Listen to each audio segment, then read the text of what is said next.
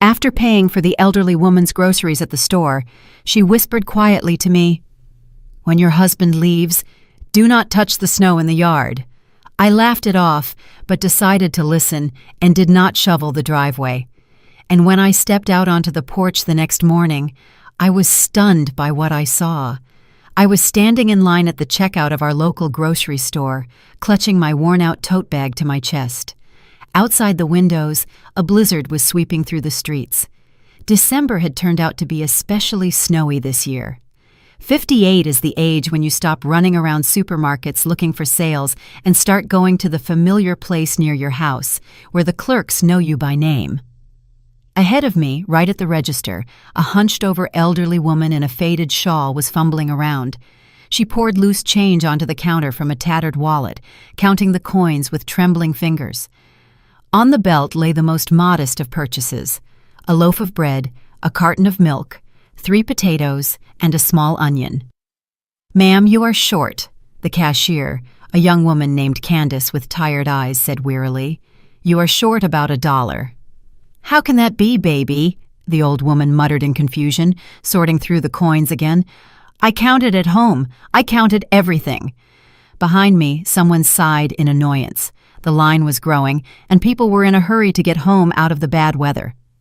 I looked at the shrunken figure of the old woman, at her hands red from the cold, at her cheap groceries, and something tugged inside me. How many times had I walked past someone else's grief, pretending not to notice? How many times had I turned away so as not to see someone else's need? But today, something made me step forward.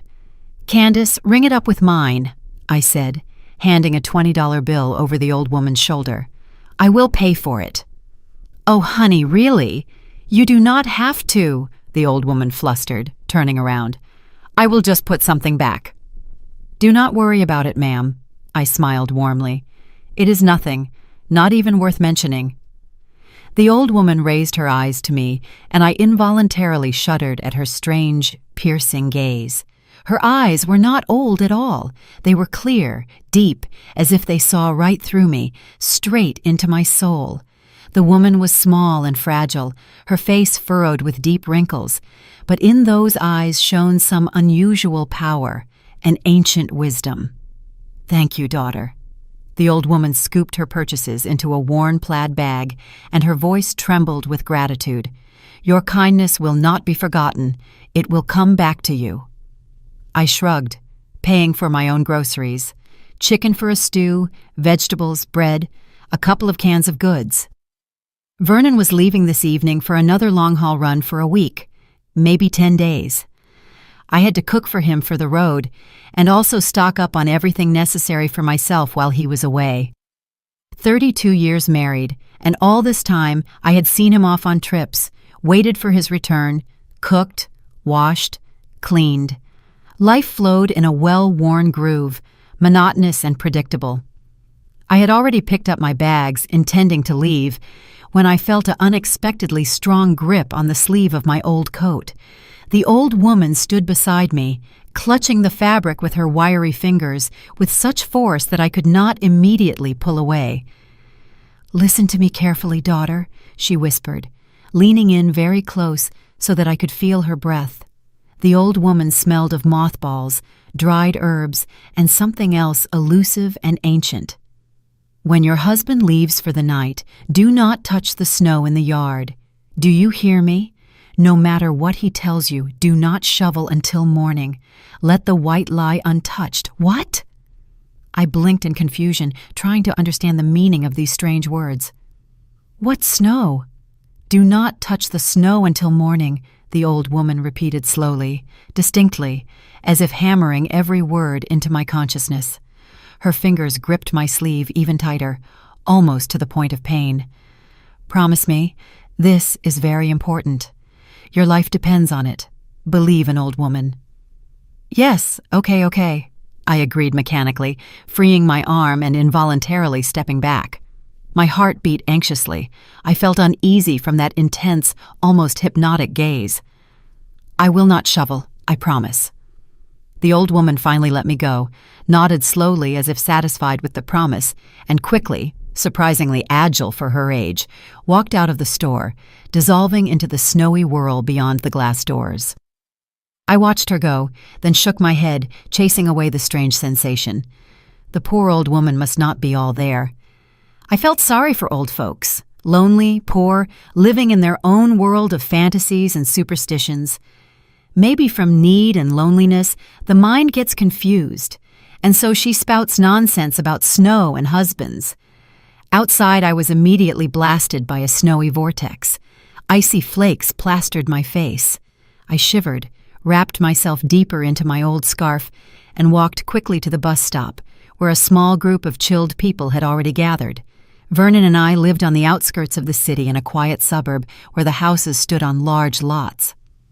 The house had belonged to my parents, a sturdy old place with thick walls, built back in the 70s. I had been the mistress of it for many years. I had revitalized the once-neglected garden, planted apple trees that now gave a harvest every summer, and cultivated flower beds, roses near the porch, peonies along the walkway. 32 years married, and for the greater part of them, almost 30 years, we had lived in this very house, which was home to me.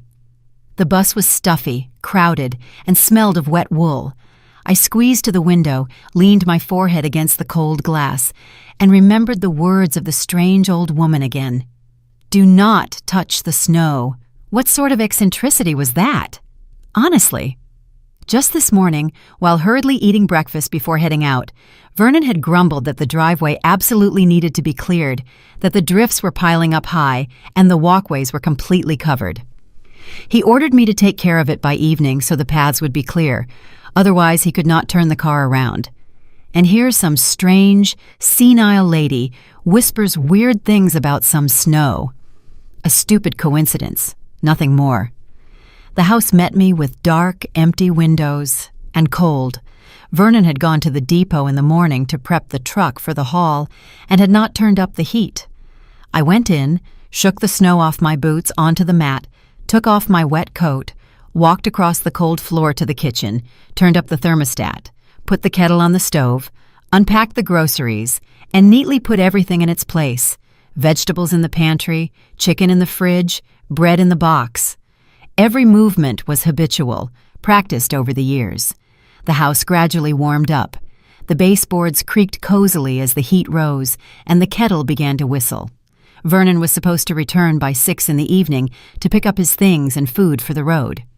I began to cook with the same method as always.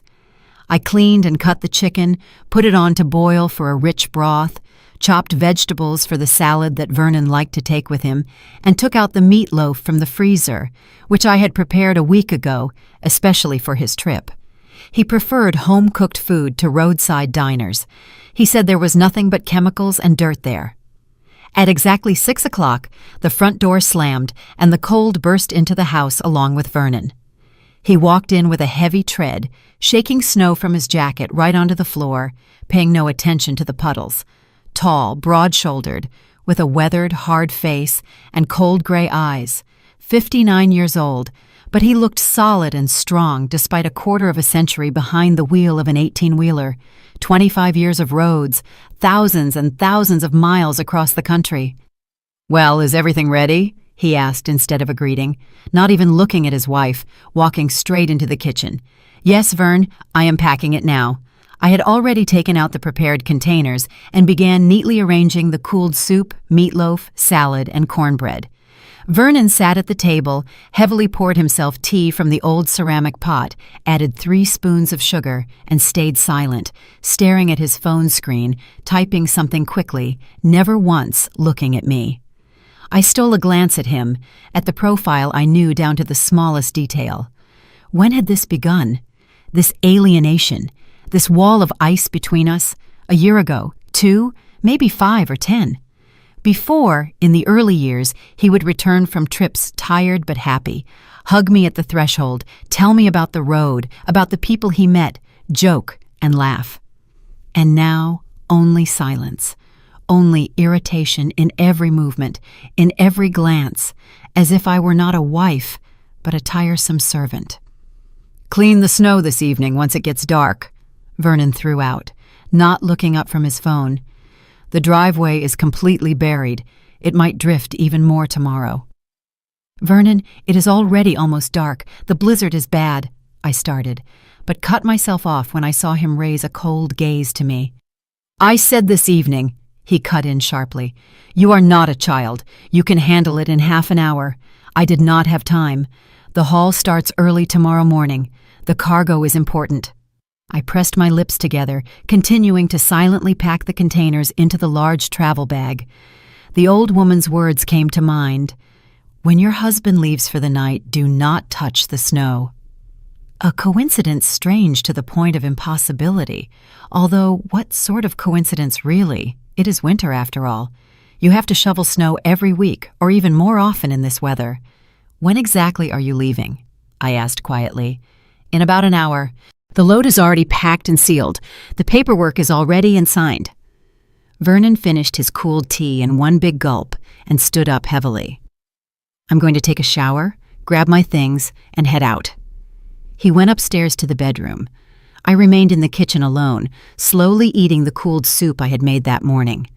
Outside the window, the wind howled, and snow fell ceaselessly in large flakes. I walked to the window, pulled back the curtain, and looked out into the yard.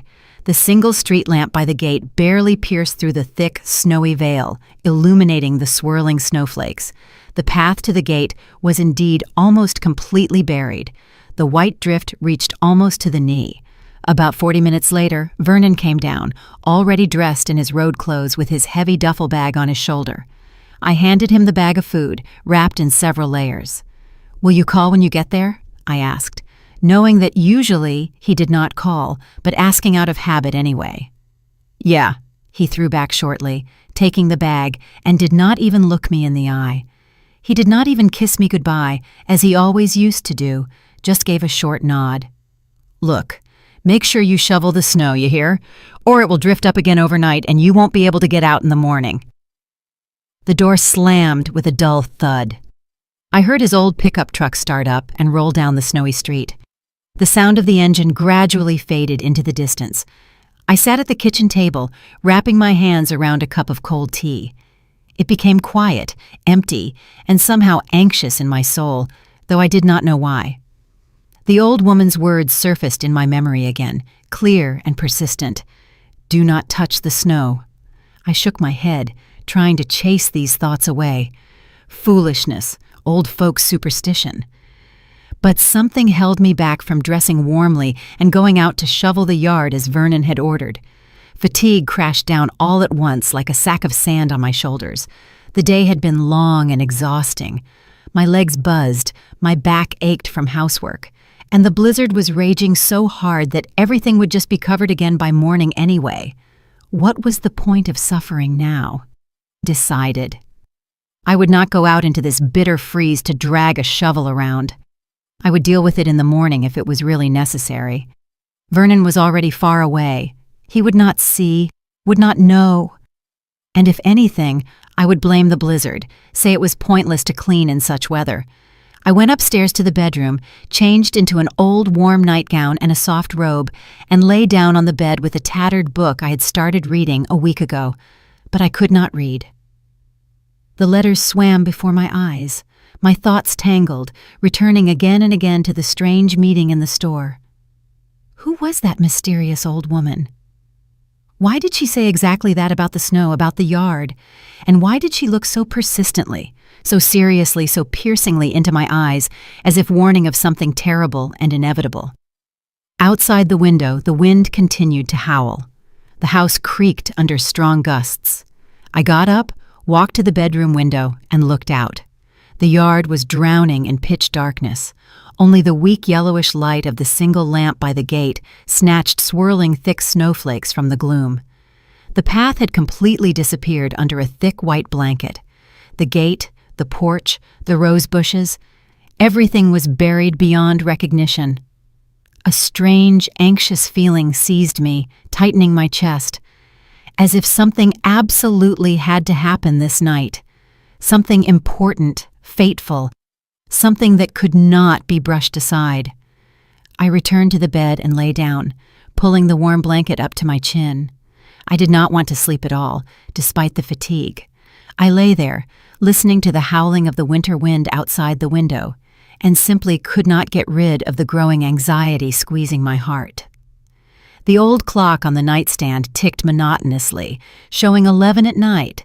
Vernon was probably already far away from here, speeding along the snowy night highway, listening to the radio, drinking strong coffee from a thermos, thinking about his own things. What did he even think about lately? I wondered. We had barely spoken in recent months, years. He would come home, silently sleep off the road, eat something without looking, pack up again, and leave. We lived like complete strangers under one roof, connected only by a marriage license. When exactly had this happened? I sorted through the memories of the last years of our life together. Maybe it all started after we realized we could not have children. But that was so long ago, at the very beginning of our marriage, more than 30 years back. Back then, Vernon seemed to comfort me, said the right words, that we would live well just the two of us, that happiness was not just in children. Or maybe it was my serious illness 3 years ago, the surgery, the long, painful recovery. Vernon had become especially distant then, cold, as if I had become a burden to him, or simply tired of me, of our monotonous life, of this old house, of my aging face, of everything. I closed my eyes, trying to chase away the heavy, pressing thoughts. Tomorrow would be a new day. Maybe all of this just seemed this way because of exhaustion and loneliness, winter blues. That is all. I needed to pull myself together, do something useful. When Vernon returned in a week, I would cook something special, something delicious. We would sit down and talk normally, heart to heart. We had not really talked in a long time.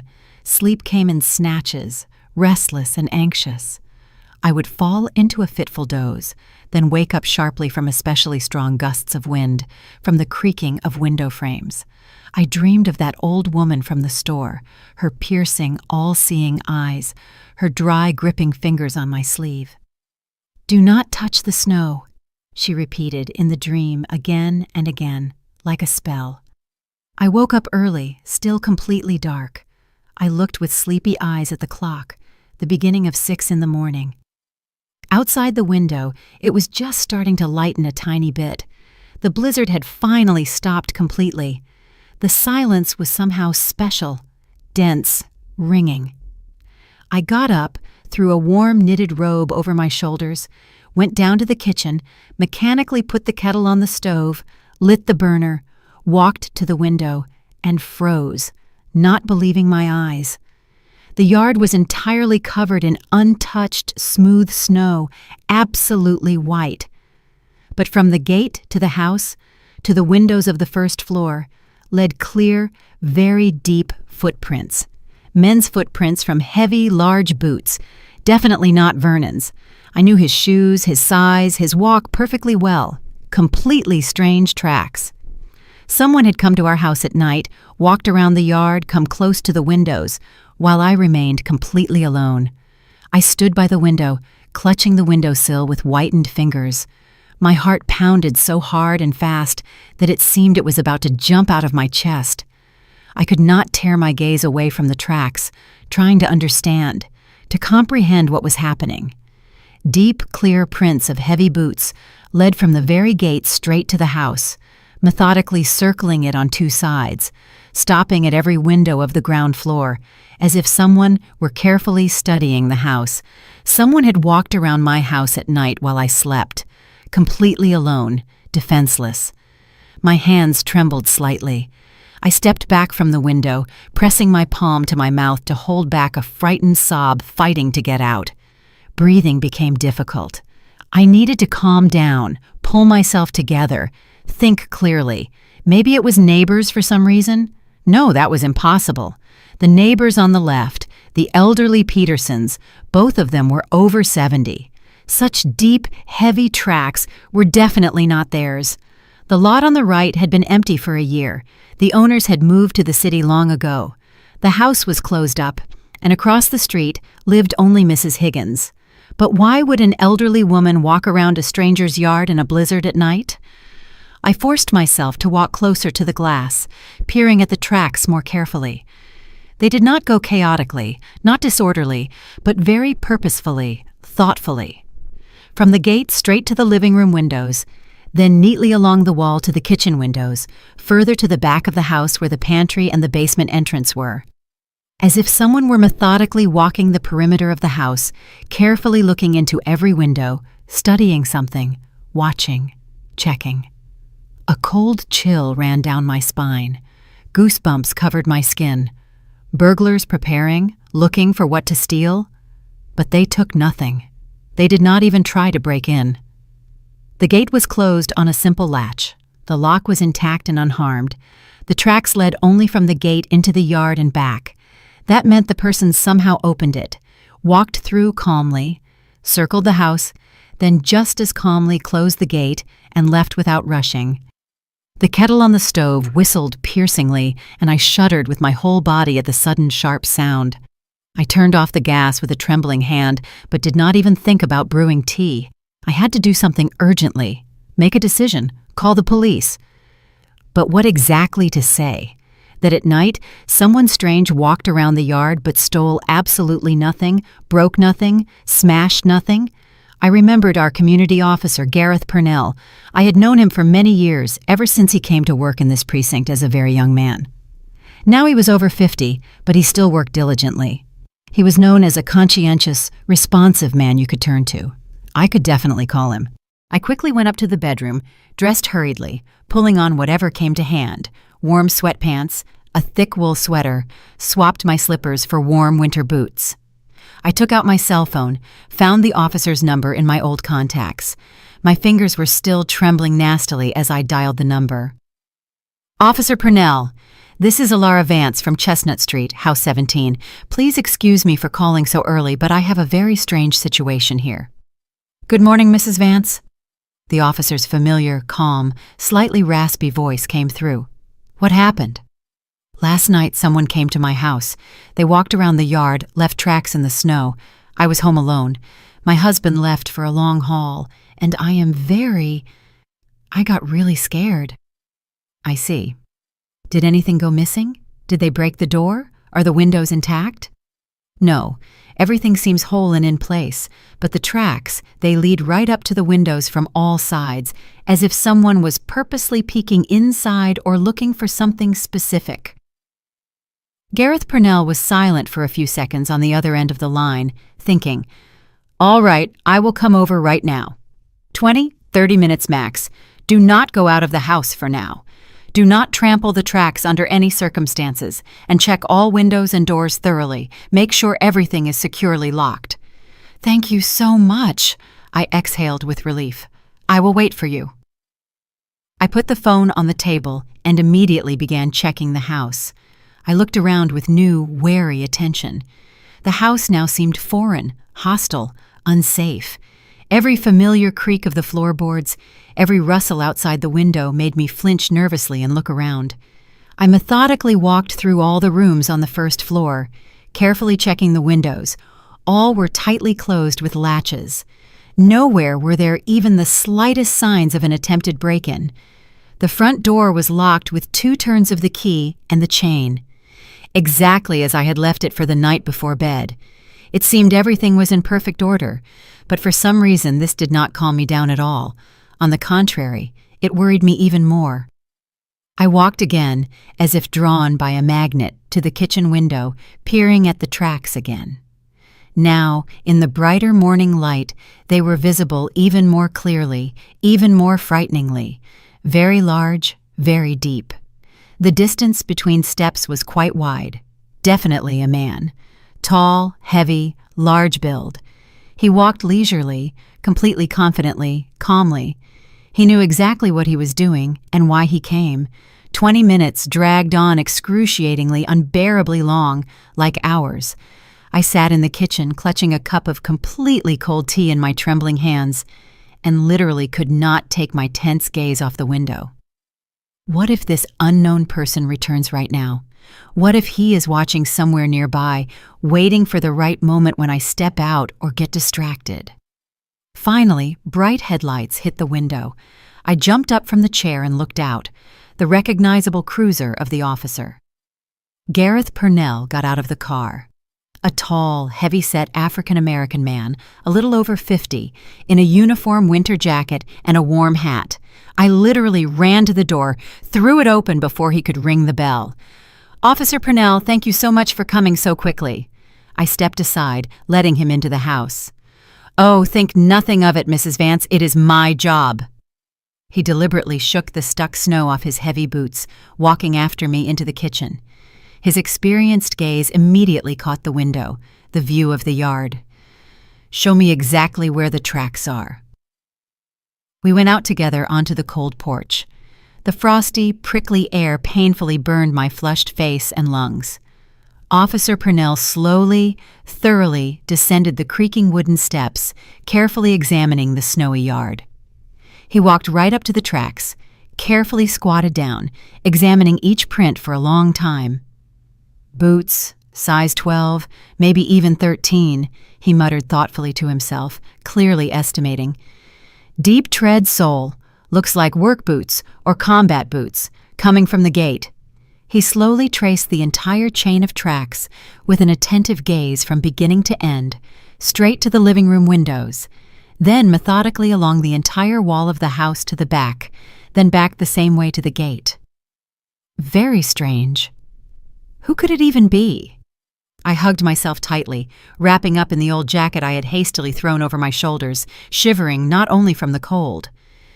"That is indeed a very good and important question."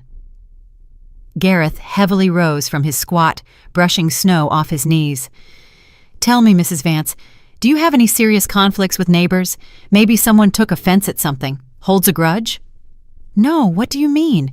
We speak absolutely normally with all the neighbors. We live quietly, peacefully. We do not bother anyone. We do not quarrel with anyone." "And your husband, when exactly did he leave for his trip?" "Yesterday evening, around 7 o'clock. He left for a long haul, at least for a week, maybe even longer."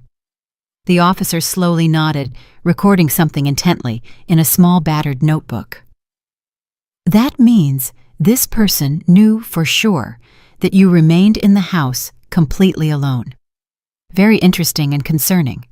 Opened the gate carefully, walked through calmly, then just as carefully closed the gate back and left. Did not hurry at all, behaved confidently." "Officer, what do you think he was doing here at all? Why come at night, walk around the house?" "That is exactly what we have to find out."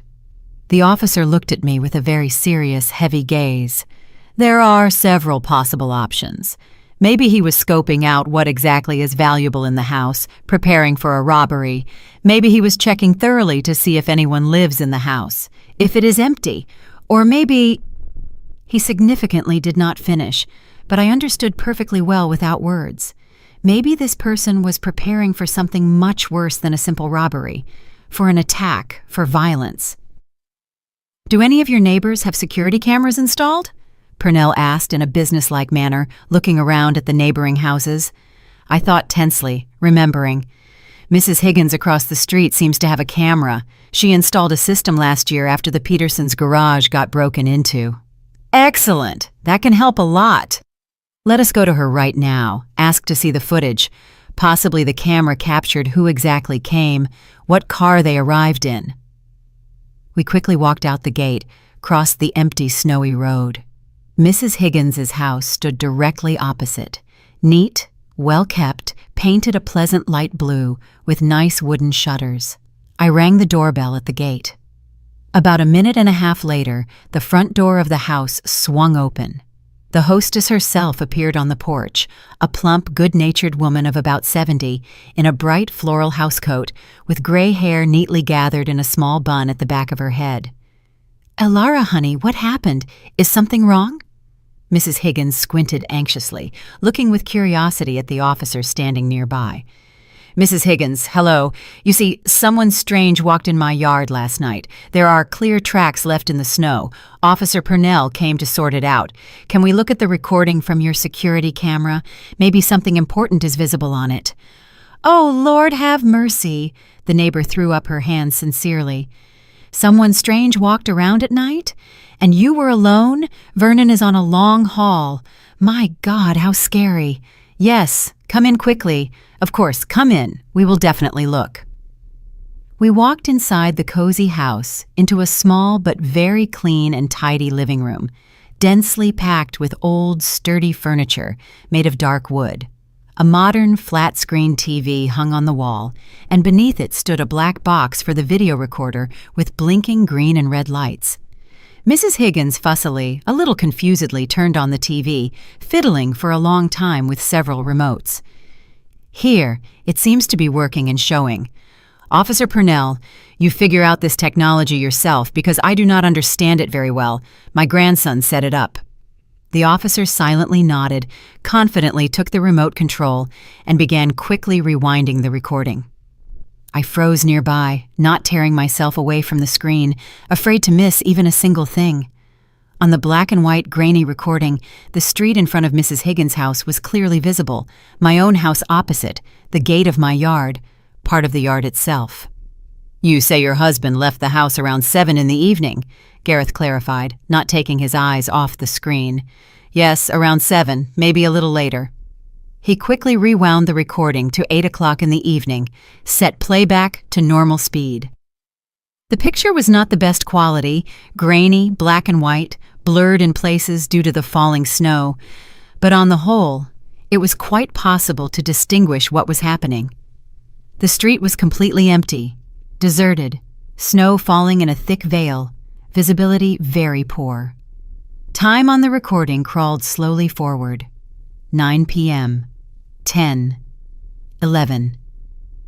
Here, look closely, right here. Purnell poked a thick finger intensely right at the screen. 1/4 to midnight. On the deserted street, an unfamiliar car unexpectedly appeared. A regular dark sedan. Slowly, leisurely drove up, neatly stopped right opposite my house. A tall man in a dark, bulky jacket and a knit cap pulled low over his forehead got out of the car leisurely. It was absolutely impossible to make out a face on such a recording. He calmly looked around, as if checking if there were witnesses, then confidently opened my gate and disappeared behind it, dissolving into the darkness. Lord have mercy, I whispered, feeling my insides turn traitorously cold, my legs going weak. About 10 minutes later, maybe 12, the man appeared in the frame. He walked out of my yard again completely calmly, just as methodically closed the gate behind him on the latch, got into his car, and slowly, without rushing, drove away, disappearing around the bend. Pause, Officer Purnell commanded shortly, hitting the button. He rewound a little bit back, froze the image at the moment when the car was visible best of all. Here is the license plate. Hard to see because of the snow and darkness, but I think we can try to make out a few numbers. And here on the side door of the car, that is a logo of some company, writing. I squinted, staring intensely at the blurred, fuzzy image on the screen. On the side of the car, there was indeed something light painted, some large inscription, an emblem. Looks very much like a company car, the officer muttered thoughtfully. Definitely not a private owner. Some organization, a serious firm, or maybe it is appraisers from a real estate agency. Mrs. Higgins suddenly piped up.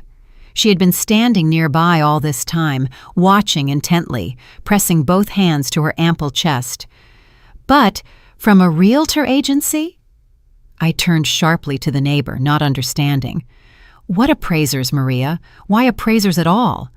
Well, I do not know exactly. Maybe someone is planning to sell the house, doing an appraisal. The neighbor suddenly cut herself off mid-sentence, seeing my completely whitened, frozen face. Oh, Elara, forgive me. I am an old fool. Probably said something stupid. But Officer Purnell was already alert, like an experienced hound. Mrs. Higgins, why did you think of a real estate agency immediately? Well, just an association. The neighbor hesitated, embarrassed. Just last month, an appraiser from an agency came to me when I was looking at and buying my daughter's apartment in the city. So he also arrived late in the evening. He had no time during the day, in exactly the same company car, with a big, bright agency logo on the door. It just seemed very similar to me. The officer magnified the image of the car on the screen even more, as much as the recording quality allowed. The writing on the side door was very hard to read due to distance and darkness, blurred, but the first word could still be distinguished. It seemed to be hearth. Hearth, something else. He quickly wrote this down in his notebook. We definitely need to check all the real estate agencies in our city and county urgently, find out who exactly has such company cars with similar markings. I was silent, finding no words. One insane, simply incredible thought was spinning in my head, making me feel sick. An appraiser from a real estate agency came to inspect my house at night. But who could have called this appraiser? The house was titled strictly to me, entirely in my name. I had never given anyone any permissions, any power of attorney. I was not planning to sell anything at all. This was my only home. Mrs. Vance. Gareth Purnell gently but firmly placed a heavy hand on my shoulder. Did you by chance give anyone an official notarized power of attorney for your house, for a sale, for signing any documents, deals? No, of course not. I shook my head resolutely. I did not even think about any sale. This is my home. I have lived here my whole life. And your husband, Vernon, could he— I felt the ground go out from under my feet. I froze. Vernon? But he cannot do anything at all without my knowledge and consent. The house is fully titled strictly to me, in my name. Theoretically, he really cannot and should not, the officer agreed slowly. But in practice, unfortunately, all sorts of unpleasant situations happen. Fraud, forgery of signatures and documents. Let us definitely check the real estate agencies in all districts. If it really was an appraiser from some agency, we will definitely find out thoroughly who exactly ordered this night assessment of your house. By lunchtime, we were sitting in the office of Hearthstone Realty in the city center. Gareth Purnell had found 3 agencies with similar logos in the vehicle database, called them, and in the third one they confirmed, yes, their appraiser went out to Chestnut Street yesterday evening. The agency director, Isaac Graves, a man of about 40 in an expensive suit, met us with a feigned politeness that poorly concealed his nervousness. Please, have a seat. He pointed to the leather chairs in front of the desk. How can I help? Yesterday your employee went to the address 17 Chestnut Street, Purnell began, taking out his badge. Appraised a house. We would like to know the details. Chestnut 17. Graves frowned, opened a folder on the desk, leafed through. Yes, correct. Order for an appraisal of a private house with a lot. What is the problem? The problem is, I leaned forward, trying to speak calmly, though my hands were shaking, that this house is mine, and I did not call anyone for an appraisal. The director raised his eyebrows. How is that? The order is filed in the owner's name. Look here. He turned the folder around, showed a document. Vance, Vernon Michael, client. Owner, Vance Elara. There is a power of attorney from the owner. What power of attorney? My voice broke. I gave no power of attorney. Graves blinked in confusion, dug into the folder again, took out another sheet. Here, please. Power of attorney from Vance, authorized spouse to represent interests in real estate transactions. Notarized. He held out the document. I grabbed the sheet, drilling into it with my eyes. My name, passport data, address, everything was correct. At the bottom, a signature. My signature. But I had not signed this. Never. It is a forgery, I whispered, feeling the room swim before my eyes. I did not sign this. Officer Purnell took the document from me, studied it carefully. Mr. Graves, when was this power of attorney brought to you? A week ago. Vernon Vance came in person, said he wanted to sell the house, asked to conduct an appraisal. We processed everything, agreed on a site visit. He said his wife was aware, she just had no time to deal with it. Trusted him. And you did not check the authenticity of the power of attorney? The officer looked at the director with a heavy gaze. It has a notary seal, everything as required. Graves squirmed in his chair. We are not required to verify every power of attorney through the notary board. That is not our job. Show me all correspondence with the client. Purnell cut him off. Everything you have. Documents, contracts, emails. The director nodded, went into the computer. I sat staring at one spot. My head buzzed. Vernon, my husband, forged my signature, wanted to sell the house, our house, without saying a word to me. Look here. Graves turned the monitor. First contact 2 weeks ago. He emailed, asked about appraisal and sale of a house. We set up a meeting. He came, brought documents. We drew up a contract for appraisal. The appraiser went out, inspected the house. At night, I inserted dully. At 11 at night, while I was sleeping, he walked around the house, peered into windows. Well, the client requested evening time specifically, said someone is there during the day and he needed it to be unnoticed. Graves spread his hands. We do not refuse clients if the request does not break the law.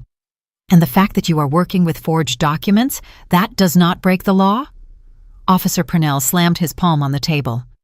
I did not know the documents were forged. Graves went pale. I swear, everything looked legal. What happened next?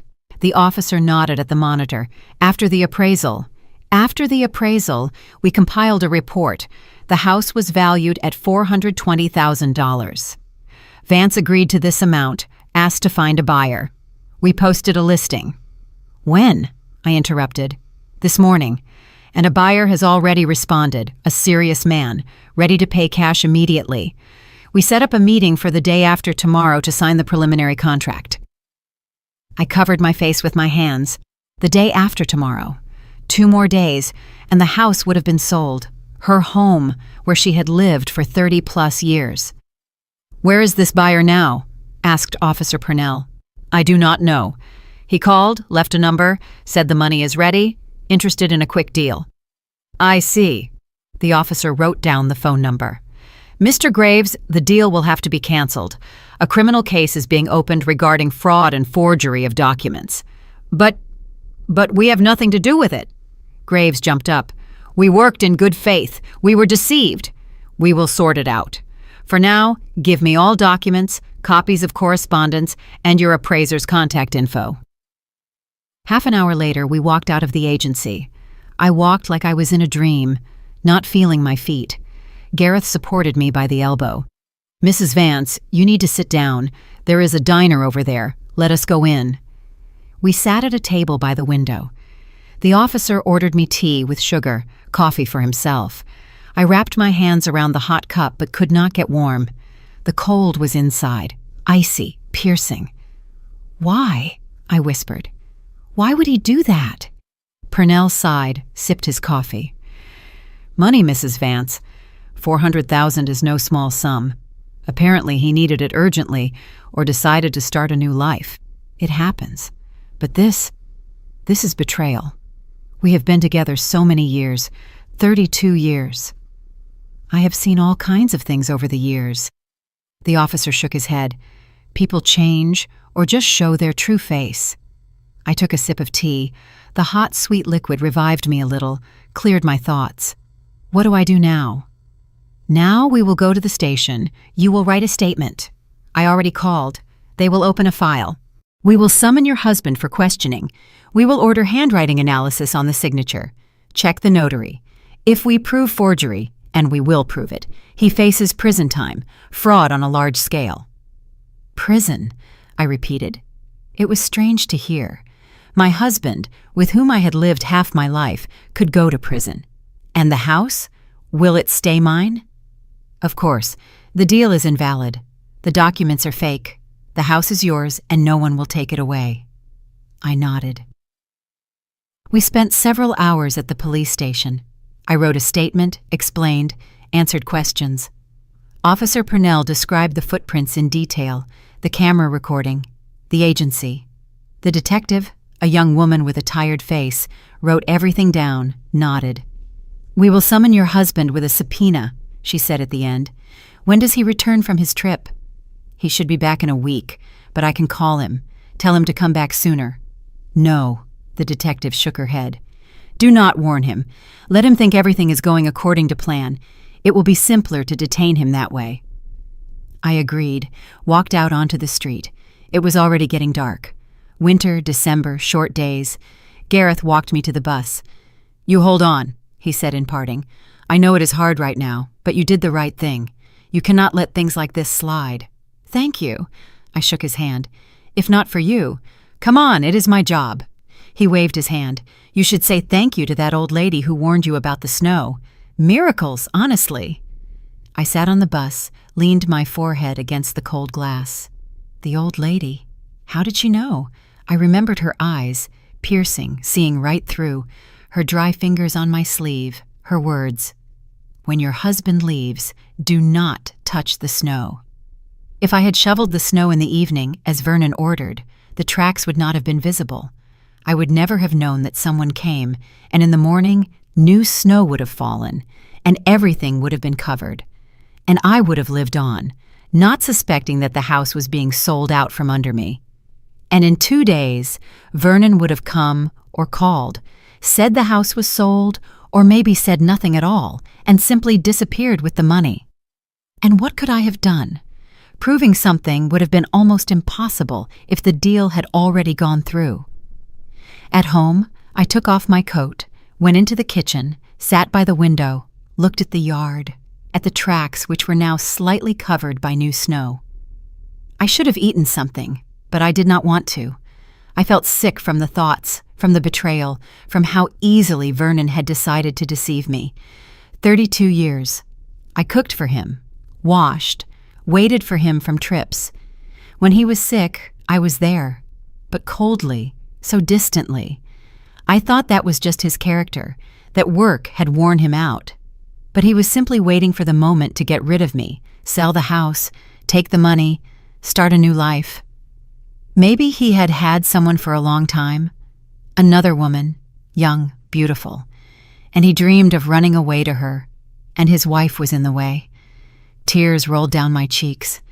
I did not hold them back, sat and cried, looking into the darkness outside the window, cried not for my husband, for myself, for the lost years, for the fact that life had passed with a man who turned out to be a stranger in the end, that at 58 I was left alone, with a broken heart and betrayal in my memory. The phone rang. "Vernon," lit up on the screen. I looked at the call for a long time, then declined it. A minute later, a text came. "How are things? Got here fine. Talk tomorrow." Dry, short, as always. I did not answer. The night passed without sleep. I lay in bed, staring at the ceiling, sorting through everything that had been between us, searching for the moment when everything broke. Or had it been broken from the start? Maybe he never loved me. Married for convenience, needed a house, a mistress of the house. And now decided that was enough, time to take what he could and leave. In the morning, I got up, shattered, with swollen eyes, looked in the mirror, a stranger's face. Gray strands in my hair, wrinkles, fatigue, old, ugly. Maybe that is why he decided to get rid of me? No, enough. I straightened up, looking at my reflection. Enough pitying myself and making excuses for him. He is a criminal. He wanted to rob me, leave me on the street, and I will not let him do that. I got dressed, went down to the kitchen, made breakfast, forced myself to eat, then took out the phone, called the lawyer Vernon had once hired for paperwork, explained the situation, asked for help with a divorce. "Come in tomorrow. We will draw everything up," the lawyer said. "And you are doing the right thing, doing it immediately. Things like this cannot be forgiven." I hung up. Divorce. A strange word. I never thought I would say it. It always seemed that Vernon and I would be together to the end, like his parents, like my parents, for life. But it turned out simply until the moment he got bored. 2 days later, Gareth Purnell called. "Mrs. Vance, your husband returned. We detained him this morning when he arrived at the depot. Interrogation is underway. Do you want to be present?" "No," I answered firmly. "I do not want to see him." "Understood. Then I will tell you the main thing. He confessed to everything, says he got into debt, slot machines, lost a large sum, creditors were threatening, decided to sell the house, Thought you wouldn't find out until it was too late. And what now? The case is going to court.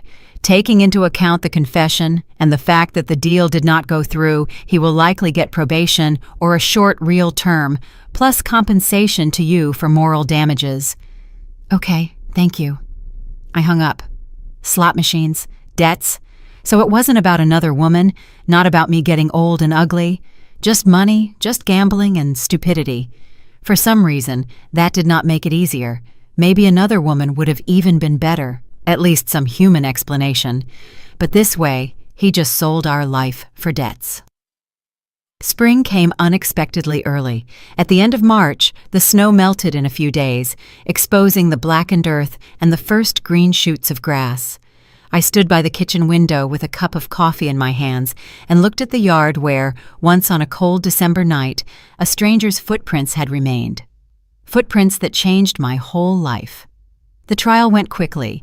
Vernon got 2 years probation plus an obligation to pay me compensation in the amount of $5,000. The lawyer explained that it was difficult to get more. There were no actual damages. The deal did not go through. The house stayed with me. Vernon paid the money immediately. In court, he looked at the floor, not raising his eyes. He offered no apology. The divorce was finalized a month later. Vernon moved in with his brother, took his things. While I was not home, I specifically went to a friend's to avoid seeing him. When I returned, the house was empty. Half the closet gaped with empty shelves. On the wall, a light spot where his photograph had hung. I took down the other photos, put them in a box, put it away in the attic. Did not throw them out, a third of a life together after all, but I did not want to look at them anymore. The first weeks after the divorce were strange. The silence in the house was deafening. No one slammed the door, no one demanded dinner, no one grumbled. I walked through the rooms and didn't know whether to rejoice or cry. The neighbors were supportive. Mrs. Higgins came by every day with pies and news. The Petersons invited me for tea. Officer Purnell stopped by a couple of times, asked, "Is everything all right?" "You are strong, Mrs. Vance," he said once over tea. "Not every woman at your age would decide to start life over, but you are managing." "What choice do I have?" I chuckled. "Sit and pity myself? Many do just that. But you hold on, that is worth a lot." I started thinking about work. Pension was still a ways off, and what was I to live on? The compensation and savings would not last long. I did not want to sell the house. It was all that remained. I looked through ads. At my age, options were few. Sales clerk, cleaner, night watchman. Requirements were scary. Under 45. Work experience, computer skills. Where would a housewife with 30 years of tenure go? In early April, I got lucky. The local library was looking for an assistant librarian. Part-time, small salary, but close to home. I went for an interview with the director, Nina, a pleasant woman of about 60. Experience with books? No, but I read a lot. All my life, I love books. I spoke sincerely. Reading had been my escape all those years. "That is enough," Nina smiled. "I need a person who loves books, not just punches the clock. Come in Monday." The library turned out to be a quiet, cozy place. An old building with high ceilings, creaky parquet floors, rows of shelves, smelling of paper and comfort.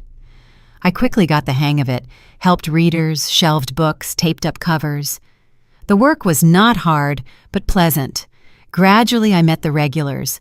Grandmothers looking for romance novels, school kids with classics, young moms with fairy tales, an elderly retired military man with history books. One of the regular readers, Vivian, about 70, lingered at the counter one day. "Alara, honey, aren't you the one Maria Higgins was telling about?" "Mrs. Higgins? Yes, we are neighbors." "She told your story about the husband who wanted to sell the house. How awful." I pursed my lips. Gossip had spread through the neighborhood. "That was in winter. It is past now." "But good for you for not putting up with it." Vivian put a hand on my shoulder. "I put up with mine for 30 years. Drank, ran around, raised a hand to me. I stayed silent, raised the kids. He died of cirrhosis 10 years ago. And only after his death did I understand how one can live, freely, without fear. You still have plenty of life left, she continued. 58 is young. My friend got married at 62, happy as a schoolgirl. Do not give up. Vivian started coming by more often, introduced me to other ladies, Lucille, Tammy, Zora, all about the same age, widows or divorced. They gathered together, went to the theater, to exhibitions. Join us, Lucille offered. On Saturday, there is a retro music concert at the community center. Relive our youth. I agreed. I hadn't been anywhere in a long time. With Vernon, cultural life ended 10 years ago. He considered it a waste of time. The concert turned out to be pleasant. Songs of my youth, 70s, 80s. I listened to familiar melodies and felt something thawing inside. Nearby, my friends sang along, laughed, shared memories. After the concert, we went to a cafe, talked heart to heart. Everyone had their own difficult story. Lucille's husband left for a younger woman. Tammy's husband died at 45. Zora never married, dedicated her life to work. You know what I realized? Tammy said. Happiness is not in men, it is in us. If you have a hobby, friends, a goal, you are happy. And if all happiness is in a husband, he leaves and that is it. Life is over. Right, Zora nodded. I have been alone all my life. I live, work, go to theaters, a full life. I listened and thought that they were right. All my life I built around Vernon. His schedule, desires, moods, forgot about myself. Now I needed to remember who I was, what I loved, what I wanted. At home, I took out an old album. There I was at 20, a student at Teachers College, dreamed of becoming a teacher. Got married, children didn't happen, didn't go to work, sat at home for 30 years. But there were dreams. Wanted to draw, travel, learn French. Put it all off for later. But now, nothing was stopping me. I took a notebook, wrote, what do I want? 1. Learn to draw. 2. Go to the city museum. 3. Learn French. 4. Fix up the garden. 5. Find a hobby. The list was short, but it was a start. I smiled, for the first time in months, sincerely. The next day I signed up for drawing classes at the community center. Classes on Tuesdays and Thursdays, just on my days off. The instructor, Alice, greeted me warmly. Never too late to start, she said. The main thing is desire. The first lessons were hard. My hand wouldn't obey, lines were crooked.